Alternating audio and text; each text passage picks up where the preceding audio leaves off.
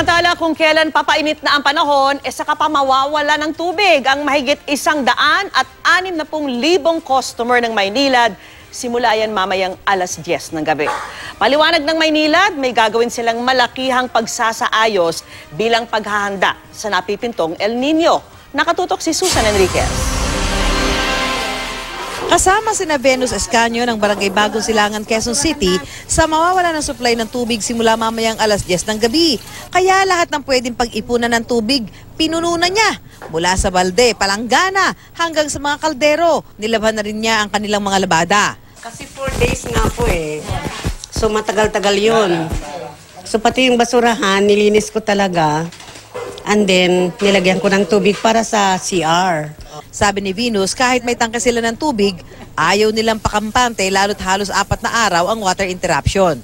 Ayon sa Maynilad, 162,000 customer nila ang apektado ng water interruption. Bunsod dito ng gagawing major repair works mula March 4 hanggang March 7 sa North Sea Pumping Station at Commonwealth Pumping Station. Paghahanda na rin daw ito sa napipintong El Nino sa bansa. Kailangan po namin magawa ito para masiguro po namin na tumatakbo siya ng maayos once dumating po yung El Nino ngayon darating na tag-init. Si Babes Limhoco, nagsimula na rin mag-ipon ng tubig matapos pasabihan ng Maynilad. Kanina pang maaga-maaga kasi nakakatakot 4 na araw. Ang gamit sa isang araw Pinaghandaan, mahirap na, importante yun. Kabilang sa mga barangay na mawawalan ng tubig ang 15 barangay sa Quezon City at Barangay Ugong sa Valenzuela. Ang Maynilad, nagpadala na ng water tanker dito sa Barangay Bagong Silangan dahil mataas ang lugar na ito.